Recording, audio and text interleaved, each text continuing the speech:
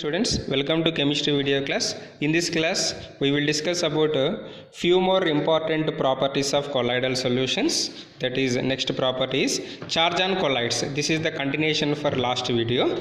Colloidal particles always carry an electrical charge. Colloidal particles contains electrical charge. See, this charge is maybe positive or negative. This is very important. Colloidal particles are charged particles. What charge they have?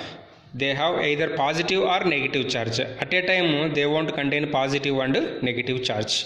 So, based on charge, we have two types of colloidal particles, positively charged salts and negatively charged salts. So, few examples at least you have to remember for positively charged as well as negatively charged salts. So, first type for positively charged salts, hydrated metallic oxide salts. Hydrated metallic oxide salts. For second type, for negatively charged salts, metal salts like silver, gold, copper. Copper, gold, silver are the best example for negatively charged salts.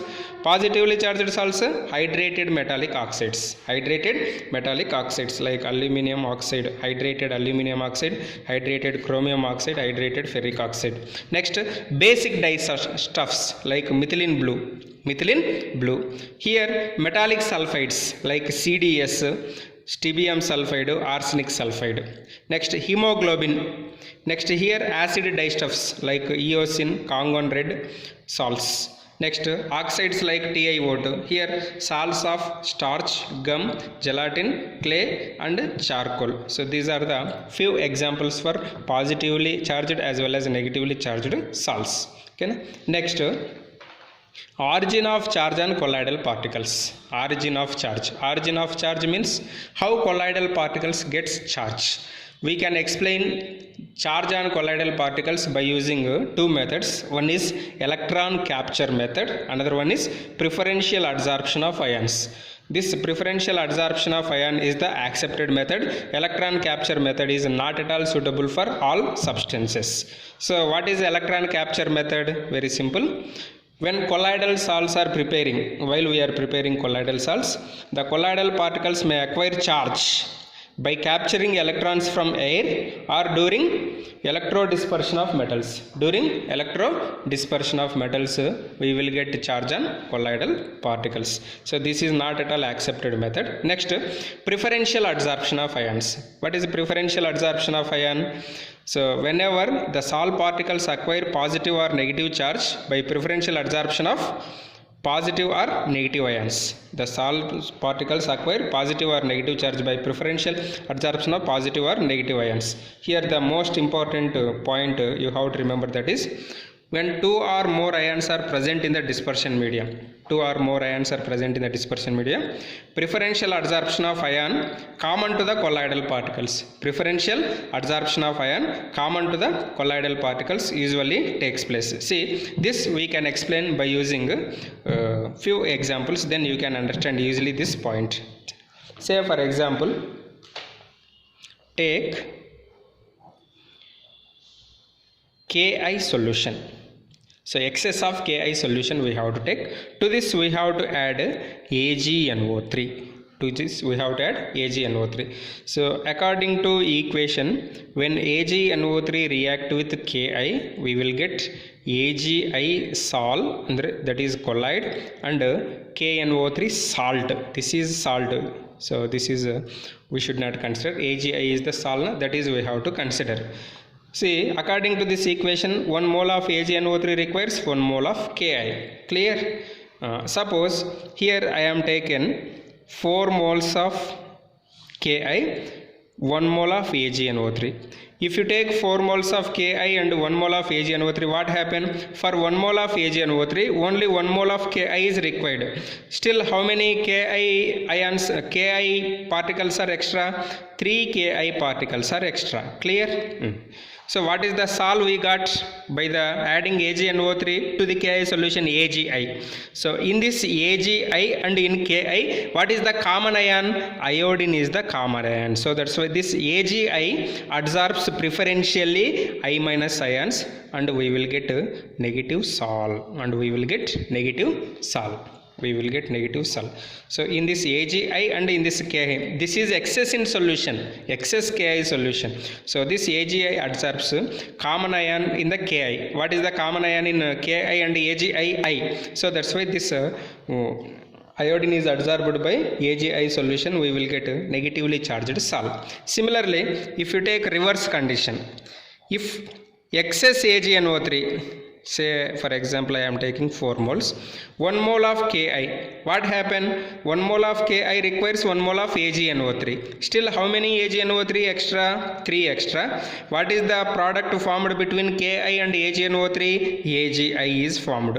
So in AgI and AgNO3, which is the common ion is present? Ag is the common. So that's why this AgI adsorbs preferentially Ag ions and we will get positively charged salts. So this is called preferential adsorption of ions. Preferential adsorption of ions. See, that is only I given here. If AgNO3 is added to Ki, means AgNO3 content is less, Ki is more. The precipitated AgI will adsorb iodide ions. Precipitated AgI will adsorb which ions? Iodide ions form negatively charged sal. Negatively charged sal. Similarly, when Ki is added to AgNO3, which is excess? Here AgNO3 is excess. Okay, positively charged sal will result due to the adsorption of Ag plus ions. It is adsorbs iodide ions, it adsorbs Ag plus ions. We will get positively and negatively charged salts. This is one example. Second example, if FeCl3 is added to hot water, if FeCl3 is added to hot water, when FeCl3 is added to hot water, we will get Fe2O3, Fe2O3, XH2O, means excess H2O we are taken, so more number of H2O molecules we will get. So this Fe2O3 adsorbs Fe plus 3 ions, Fe plus 3 ions. So that's why we will get positively charged sal. We will get positively charged sal. However, when FeCl3 is added to NaOH, NaOH is excess. FeCl3 is added to NaOH. Same we will get Fe2O3. So here which is excess? OH minus ions are excess. So that's why Fe2O3 XH2O, hydrated ferric oxide we will get. This adsorbs OH minus ions and it results formation of negative sal. Results formation of negative sal. So the common ion is adsorbed colloidal solution, so which is common to the dispersion medium, that is called preferential adsorption of ions. Preferential adsorption of ions. Next, by reading 1 or 2 to 3 times, definitely you can understand something. Charge on colloidal particles, it is not that much difficult. Next, electrokinetic potential. Electrokinetic potential or zeta potential, also known as zeta potential. What is electrokinetic potential? You see here, each sal particle is surrounded by either positive or negative ions in the form of fixed layer. Say for example, this is I am taken AgI. AgI I am taken when the reaction between AgNO3 and Ki. This is the sal. This AgI sal, when AgNO3 is added to Ki, I am telling, this AgI sal contains K plus as well as iodide ions, K plus as well as iodide ions, that is K plus as well as, that means the excess number of moles of Ki is there, na? Like this K plus I minus K plus I minus ions are present. Here this AgI is considered as, this AgI adsorbs which ions? Due to the common of iodide ions, and we will get I minus. Okay, AgI I. Okay, after that we will get one type of layer. This is called negatively charged layer. Negative charged layer or fixed layer. See, this is the each sal particle is surrounded by either positive or negative ions in the form of fixed layer. Means this is called fixed layer. AgI adsorbs iodine. This is called fixed layer.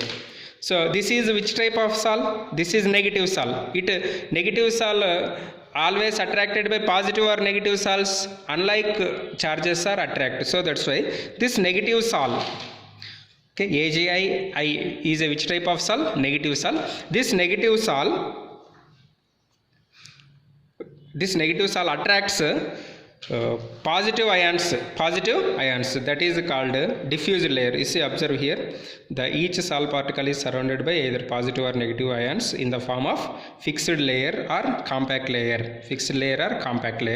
The second layer is diffuse or mobile layer, means this is the second layer, diffused or mobile layer. Here I am taken 3 moles. These are called diffused or mobile layers, consisting of ions of both the signs, okay, K plus I minus, that is 2 types of charges are present, consisting the ions of both the signs, but net charge being equal and opposite to the fixed layer. Suppose it is a negative Sol, it absorbs positive ions, so that's why net charge is equal and opposite, to the fixed layer. This is known as a Helmholtz electrical double layer. Helmholtz electrical, scientist name, Helmholtz electrical double layer. So what is a Helmholtz electrical double layer? So whenever fixed layer or compact layer absorbs oppositely charged ions, then it is called diffused layer or mobile layer. So this diffused layer and mobile layer as well as fixed layer, both are called double layers. Okay. So whenever positive and negatively charged salts, that is particles are adsorbed or layers are adsorbed, the potential difference between fixed layer and the diffused layer, means fixed layer means first layer, diffused layer means second layer, of opposite charges is called electrokinetic potential or zeta potential. What is electrokinetic potential or zeta potential?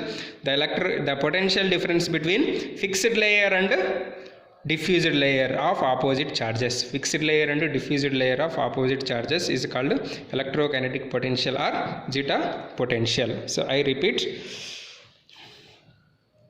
when AgNO3 is added to excess of Ki, we will get AgI. So this AgI adsorbs iodide ions and form negatively charged Sol. Clear? This is called fixed layer. Or compact layer. So around this negative Sol, which type of ions are present? K plus I minus, such type of ions are present. So this is a negative Sol, it adsorbs which ions? Positively charged ions. So this positively charged ions of 2 charges is called second layer or mobile layer. So first layer and second layer, that is fixed layer and mobile layer, is called Helmholtz double layer. The potential difference between these 2 layers is called electrokinetic potential or zeta potential. So this is about origin of charge as well as charge on colloidal particles.